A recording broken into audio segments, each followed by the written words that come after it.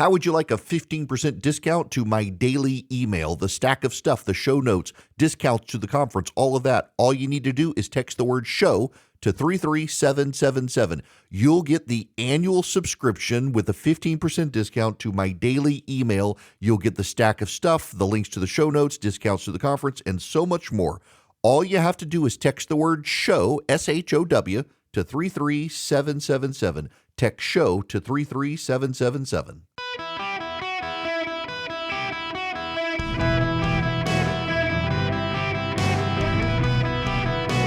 Welcome to the Eric Erickson Show podcast, Hour 3.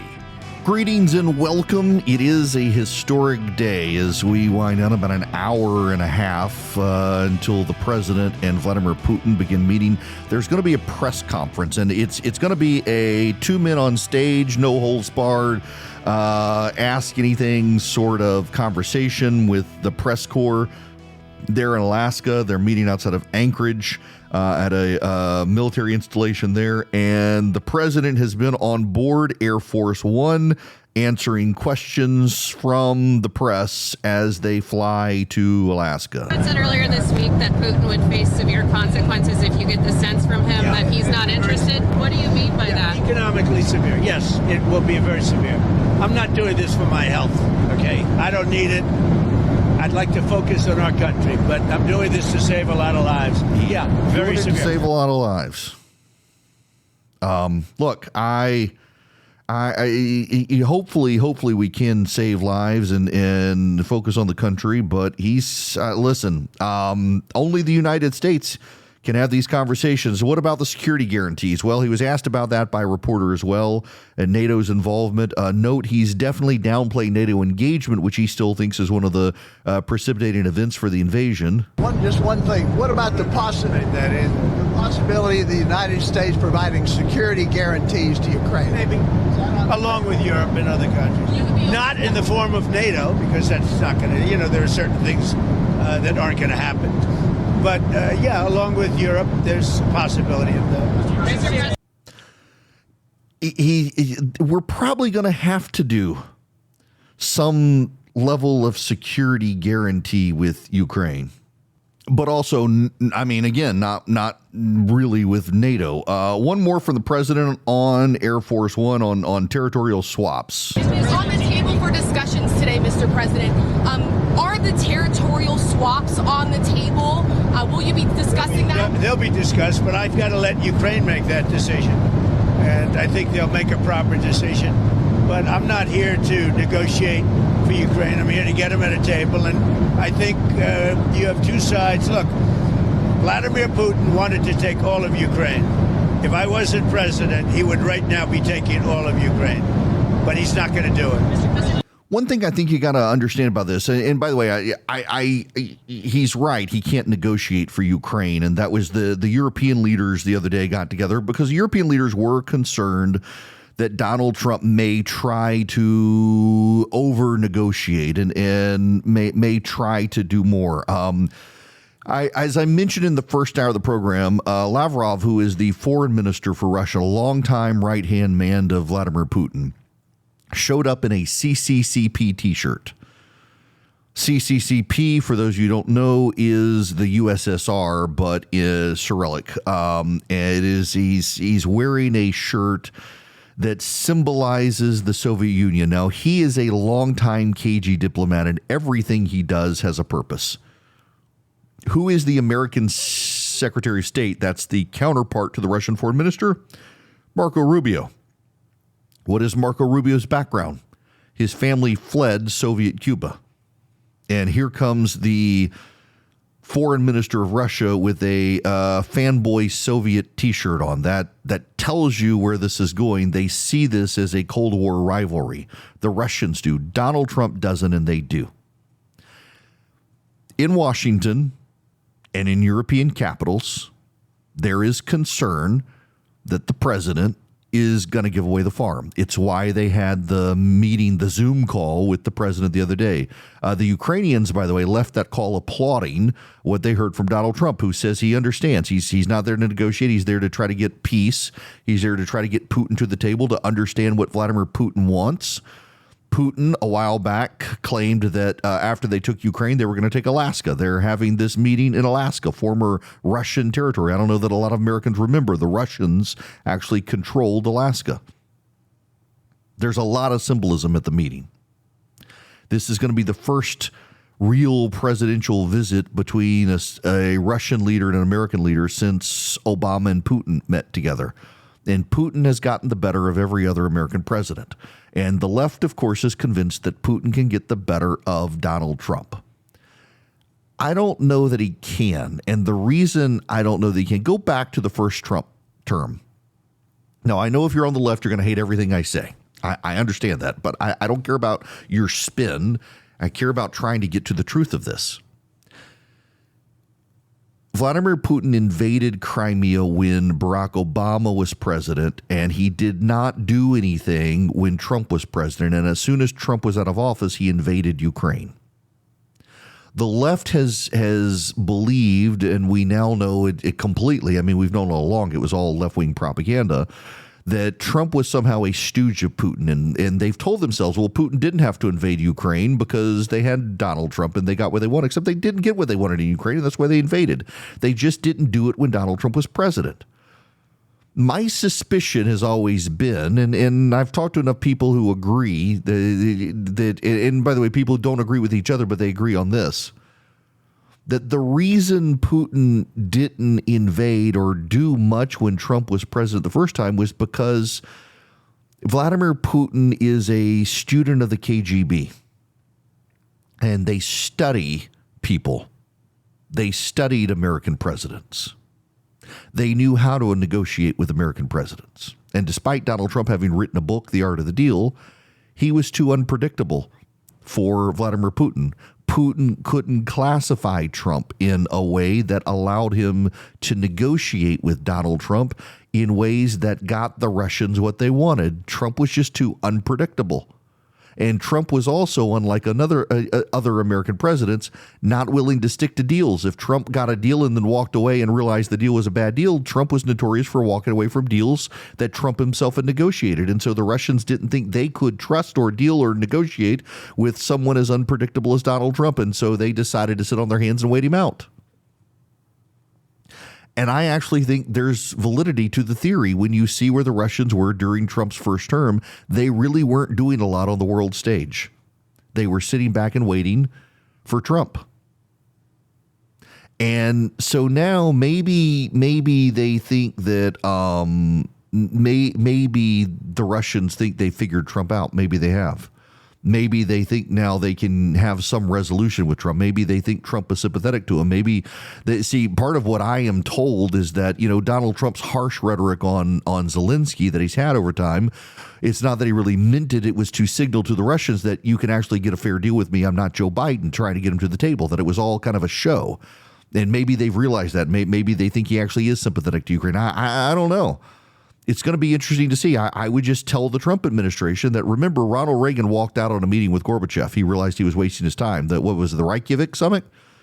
That he and Gorbachev met, and Gorbachev asked too much of Reagan, and Reagan walked away from the table. And walking away from the table actually got the United States the deal they wanted. And I think that maybe there are some people out there saying Putin's going to want to be Reagan. He's going to want to walk out of the meeting. But maybe it's Donald Trump who's willing to walk away out of the meeting. But why not talk to each other? Why not hear it? This is the CNN this morning, starting with a Ukrainian member of parliament, Rudnick. Listen to this conversation. Joining us right now is Kira Rudik. She's a member of the Ukrainian parliament. Thank you for being here, especially on this important day. Do you think that President Trump can bring an end to this war? Hi, Kate, and thank you so much for having me. Well, we want to think that here on the ground because for us, a lot's in the stake. But also, we do not quite believe that the diplomatic solution is possible here. And we have been saying this since the day one. Until you know what is the way to make sure that Putin will keep his part of the bargain, you cannot get to the table with him. And what we see right now, it is still unclear what security guarantees can be presented to Ukraine. And instead, there is a hope that Putin somehow will want to end the war. However, there has not been a single fact up till right now that would confirm that he wants to end the war, that he's ready to end the war. He continues attacking our cities. There is still push on the front line, and the air raid siren in Kyiv went off just a couple of hours ago. Now, what's really notable here, and how to get Putin to end it, is the other day in Moscow, and it went noticed by people who needed to notice it, some of the Russian economic ministers and central bank leaders they're not saying Russia can't go on. But what they're saying is very diplomatically that the financial situation in Russia is finally beginning to turn against the cost of war. And that phrase, the turn against the cost of war, is a signal publicly for the first time since the war really started that they can't keep going the way they're going. Remember, it was Putin who said he would take the meeting with Trump. Putin at this point does need an out because Putin took a lot of hardened criminals and sent them to Ukraine to the front lines, and now they know how to fight and kill. And they will be repatriated if the war comes to an end. Putin's got to have an out with this too. That his economists are starting to raise warning signals about the Russian economy is a problem. But going into this, I got to marvel with the people on the American press, the American left, who Donald Trump, I might add, has repeatedly beaten. They don't think he's up to the negotiations. They never have. And it's one reason that Donald Trump keeps beating them is because they keep underestimating him. They keep underestimating what Trump is capable of. They dismiss him because they don't like him, and they are convinced he's an idiot, he's a rube, he's in over his head, and maybe he is in over his head. Maybe he is. He's a businessman. He's not a global diplomat, but he was president of the United States for 4 years, and he just beat them again, and now he's surrounded by a good team. Marco Rubio knows what's going on, and oh my gosh, I usually almost use the phrase "knows what time it is," and it kind of does. He knows we're dealing with people you can't negotiate with. Condoleezza Rice was on TV the other day. Condoleezza Rice has made mistakes in the past when it came to dealing with the Soviets and then the Russians, and she realized over time the nature of Vladimir Putin, and she's become a real realist in Russia. She's an expert. She speaks Russian. I've been thinking for a while she needs to get Trump down to Augusta National, get him on the golf course for a one-on-one private conversation about dealing with the Russians. She, more than most, knows Vladimir Putin. I am told reliably that she has been consulted. And the bottom line for most of the people in Trump's ear, with the exception of J.D. Vance, is that you got to find a way to not give Putin what he wants because he cannot be trusted. And if you give him an anchor in Ukraine, he's just going to rearm, rebuild, and we're going to be fighting this all over again. This is going to be an interesting day. Again, the real conversations start at 3:30 p.m. They have a press conference after that. I will be tuned in. This is, a buddy of mine last night texted me. He says, I've been so tuned out of politics. I listen to your show to try to keep up to date, but I'm just not in it these days. I don't care to be in it. He says, but I will be glued to the TV at that press conference, and I will be too. Pam Bondi already shaking things up in Washington with the D.C. police. She has made the DEA head the emergency police commissioner. The head of the Drug Enforcement Agency will be the emergency police commissioner with all the powers of the police chief, a significant move, according to the AP, that increases national control over it. She said in a directive that the DEA boss, Terry Cole, will assume the powers and duties vested in the District of Columbia chief of police. The police department must receive approval from Commissioner Cole before issuing any orders. Not immediately clear where the move left Pamela Smith, the city's current police chief, who works for the mayor. Brian Schwab, who's the far-left progressive D.C. Attorney General, said Bondi's directive was unlawful and it couldn't be followed by the city's police force, putting the police caught in the middle. What I do know is that the police are now cooperating with ICE. Now, the federal government is allowed, the president in particular under statute is allowed to take over the police department in D.C. for 30 days. There's an argument as to whether that allows them to make personnel changes during those 30 days. That's the legal issue here.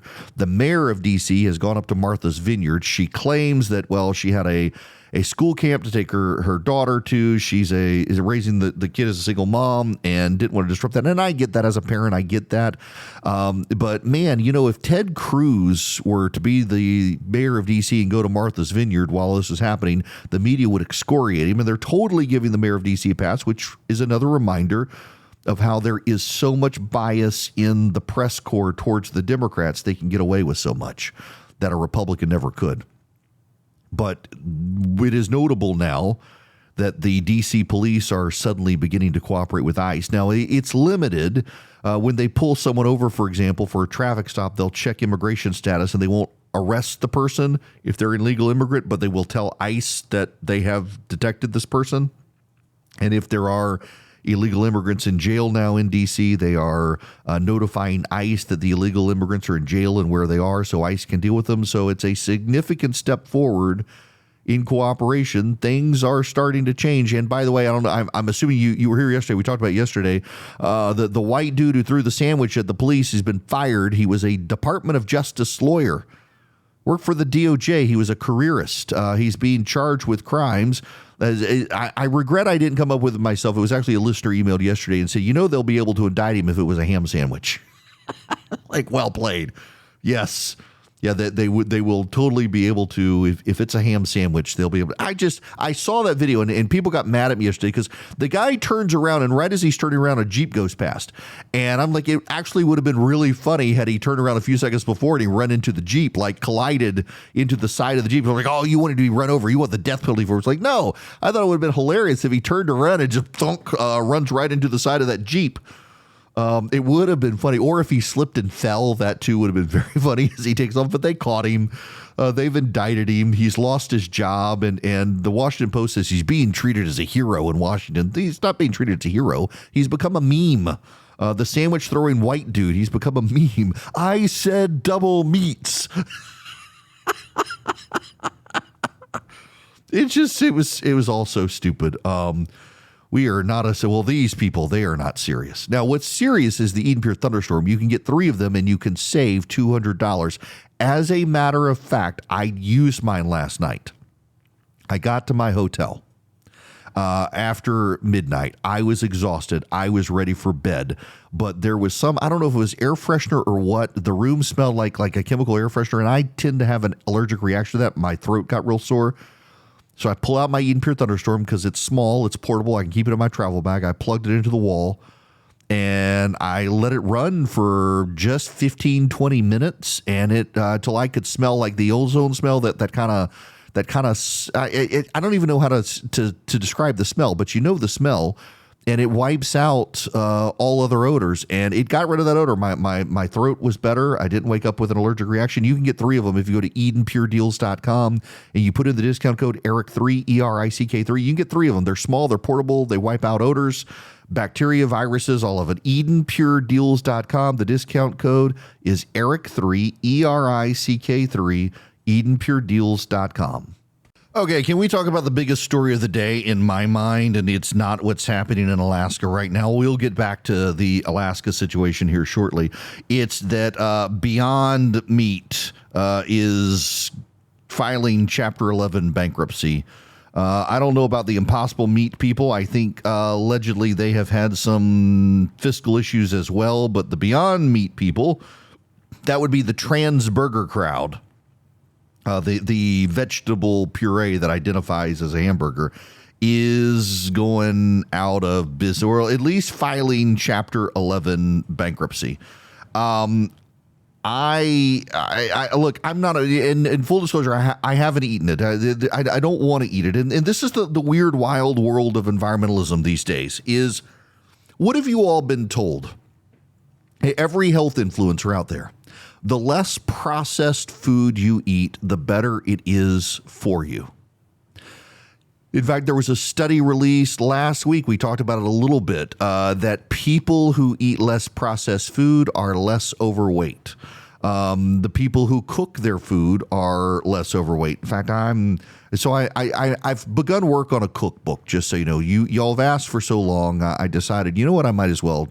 I've got all these recipes. I might as well do a cookbook. So it's a slow project. There is no timeline on this thing. I've just been putting recipes together, compile them into a cookbook. I got to figure out the food photography and all that sort of stuff. Nonetheless, people who cook their own food tend to weigh less than those who eat out all the time. And people who eat less processed food tend to weigh less than those who eat more processed food. Now, just so you understand what is processed versus unprocessed food. Well, unprocessed food is the raw ingredients cooked together. So a steak is less processed than a hamburger. A hamburger is less processed than a frozen patty. A chicken breast is less processed than a chicken nugget. The vegetables from the produce aisle are less processed than the canned whatever you've got in the grocery store. The outer aisles of the grocery store are the less processed. You have the vegetables, the meat, the seafood, the milk, the cheese. And it's the inner stuff where you've got the cake mixes and you've got the frozen meals that are ready to go that have everything in them. Those are the highly processed stuff. And the people who are spending their night on eating the frozen meals versus making it themselves they're in worse shape. The most processed food in America is the Beyond and Impossible meats. The synthetic hemoglobin, the other things they have to do. And for years we've been told the people who eat the more processed food are the less healthy. And suddenly along come companies that want to make the most processed, most synthetic food and tell you it's going to save the planet. Well, yeah, but it's not going to save you. Nobody wants it.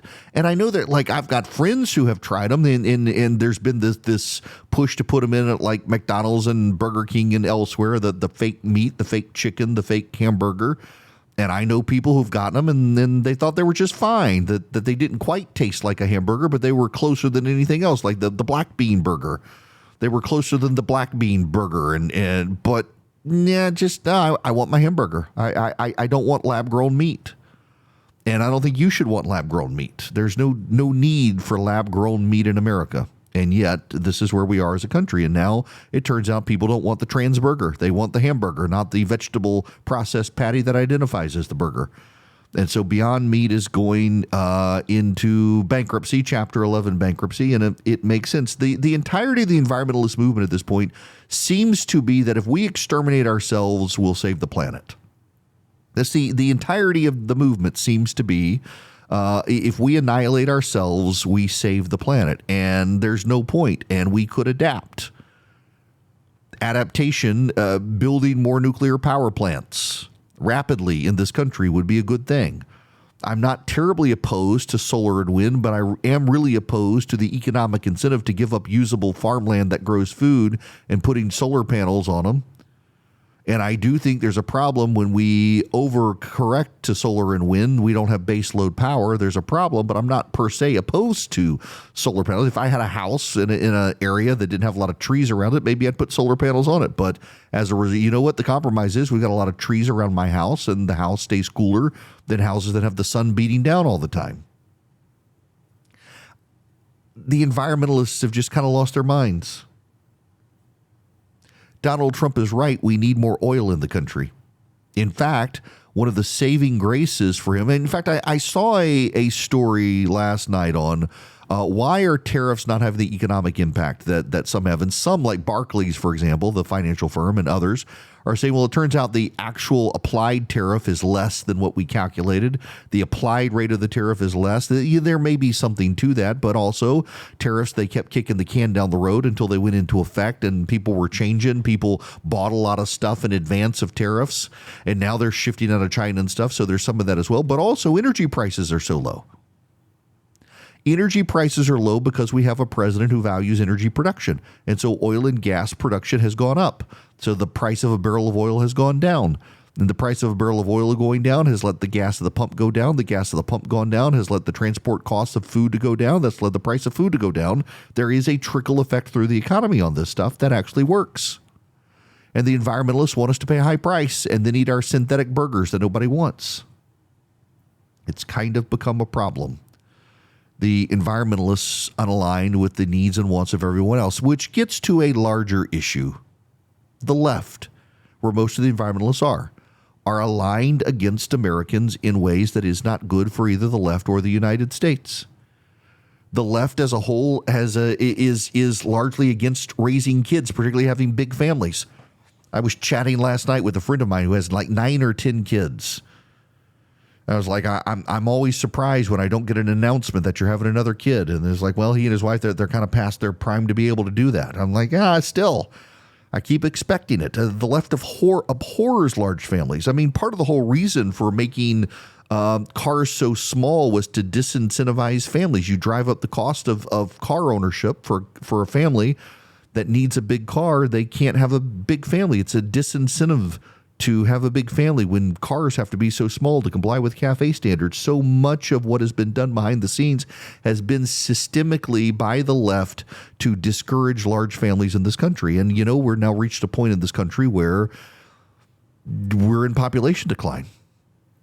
And then it's crime. I mean, the left thinks that people want to live in crime-infested neighborhoods with bullets sailing through the air at night and don't get killed. And if you do get killed, you're a statistic that they can cite to say crime is not bad. Have large families. So Rachel Cruz, who is Dave Ramsey's kid, put up an Instagram thing. I saw it. I follow an account called Honest Youth Pastor, and he put up the video. I had not seen it from Dave's family. And it was Dave Ramsey's wife's father is still alive. Her mother has passed away. But it was a couch, and he was in the middle of the couch. And then his children, all of whom are old now and have kids of their own, were there. And then they were surrounded by their kids and their kids' kids, and in a couple of cases, their kids' kids. And it was a lot of people surrounding one elderly gentleman who had, I think, 5 kids. And then those 5 kids had kids. And you just don't get that anymore. Like, my 2 kids have a good relationship with their cousins to a degree. They get along very well. My parents had 3 kids. My oldest sister had 3. My middle sister had 2. I have 2. We wanted more than 2. We just couldn't with Christy's health. And now I think about the number of people I know who have just 1 kid. This isn't to guilt. I mean, there are reasons people don't, but a lot of people put financial pressure on themselves not to have kids. And part of that financial pressure comes from the left that doesn't want people to have kids because they're afraid kids are resource intensive. And I think the more you have, the better off you are. I think about my friend who has 10 kids and the generational support between the kids and the gap between the kids as well. It's like my dad had a lot of brothers and sisters. My dad's oldest brother was fighting in World War II when my dad was born. And it's I don't know. I see the way the left aligns. This gets back to the David Brooks piece that we are more segregated today based on class than we ever were based on race. And the higher income you have in this country, the more likely you are to be on the left, the more likely you are to be segregated from the needs and desires and demands and wants of everyone else. And the way you are to, and you're more likely to believe things that simply are not so, but everyone in your group and the media, because they're in that group as well, tell you you're so. Like transgenderism. They want you to eat the trans burger and they want you to believe the boy can become the girl. A middle-class mom in Australia is being punished by the elites, like criminally prosecuted for on social media asking why a boy could be in a girl sport. She's being criminally prosecuted for misgendering. That's something only the elite would do, who believe so much that is not so, while disdaining everyone else. And then, of course, that gets into the situation we've got in Alaska today, where the elite believe the world works in such a way and is designed in such a way that benefits them, and anyone who falls outside the boundaries of the elite and the operations of the elite is maligned. And so here comes Donald Trump, who should be of the elite and once was of the elite, and they hate him most of all because he's a class traitor to them. That actually is, because Donald Trump was a Democrat. He was friends with a lot of the Hollywood celebrities who now malign him. He gave money to the Clintons. He gave money to Nancy Pelosi and Chuck Schumer. He had relationship with them, but he became a traitor to them. He became a man who identified with the working class and turned his back on progressives. He became a Republican, and then he beat them, which is his worst sin of all. And so they see him going to Alaska with Russia, dealing with Vladimir Putin, and they're like, this guy can't handle it. He's no longer one of us. He's dumb now. The man who has beaten them twice is dumb now. because the elite in this country believe that the world works for the elite, and they have, in some ways, systematically stacked the deck to make it to the case that the world only works for the elite. And as the world only works for the elite, the people who are not the elite are ready to burn the world down. That they want in on the good times. There's a big front page story in the Wall Street Journal today about economic stagnation, that people can't move out of their small houses and it's limiting their family size. They can't have a big family because they don't have a house with enough bedrooms, and they can't pile kids in. They can't get better jobs because people aren't giving up jobs. And, you know, part of the data is that people 75 and older are now buying more houses than people 35 and younger. What I think the data misses is that those 75-year-olds are buying houses for their kids because their kids can't really afford them based on their credit. So it's the parents who are fronting the money and using their name on the house. That is what's happening. But in a lot of cases, older people have such low interest rate loans, they're not giving up their houses for people who want to move up to the next size house. People are holding on to their property longer. Our society has become unbalanced. But that imbalance has come from progressive policies. And the progressives can't acknowledge the failure of their policies. It's what's happening in crime in America today, where the left insists there is no crime problem, because if they acknowledge the crime problem, they would have to acknowledge their failures. And I suspect over the weekend, they may have to acknowledge some failures as Donald Trump meets with Vladimir Putin in Alaska today. He's not going to carve up Ukraine with Vladimir Putin, but he's going to give Putin what he says, Trump says, is a fair hearing to see how they can end this war.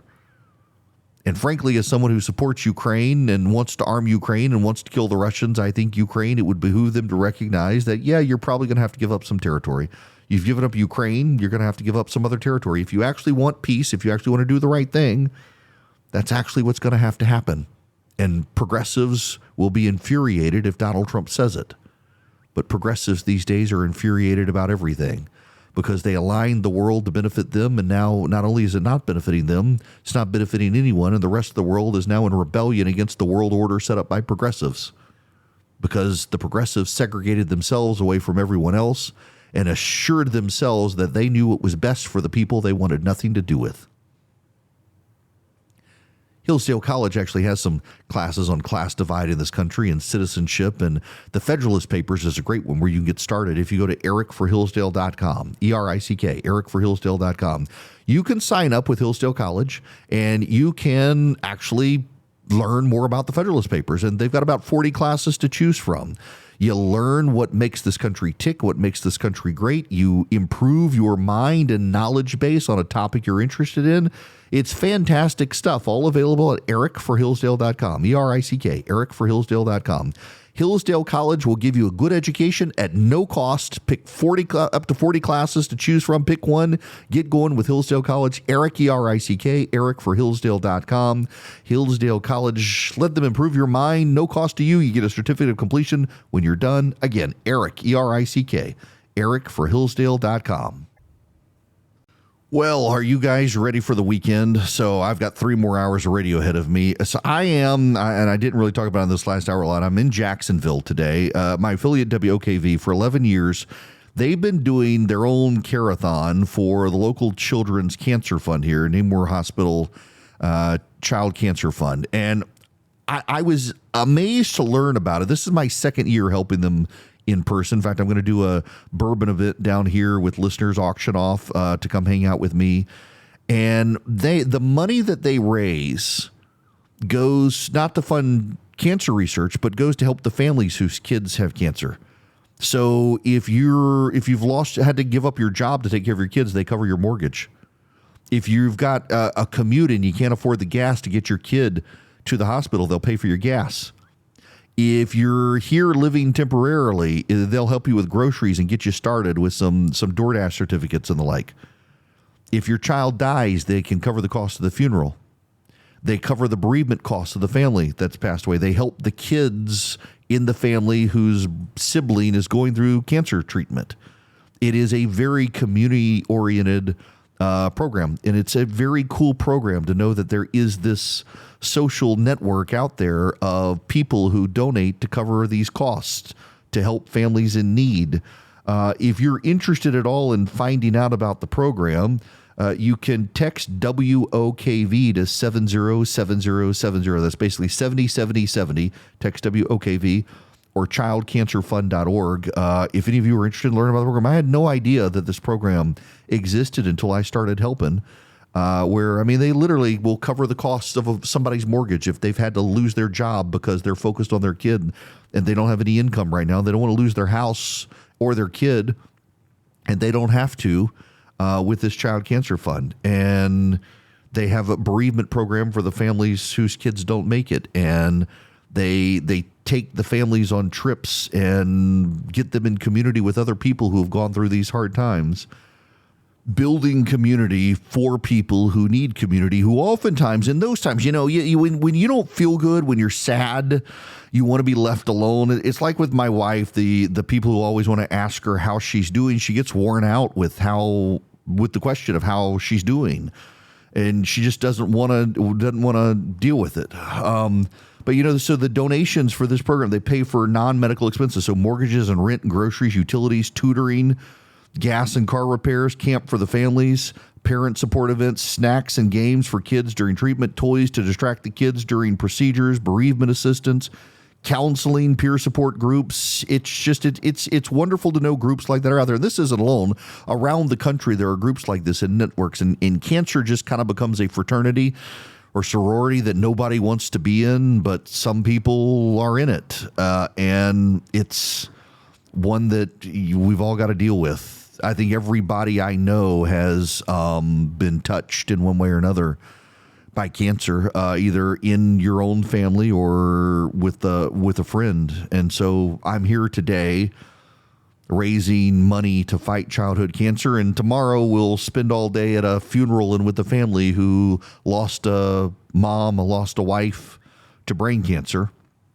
Heavy week in the Erickson household. Your prayers appreciated, but more pray for those who lost loved ones.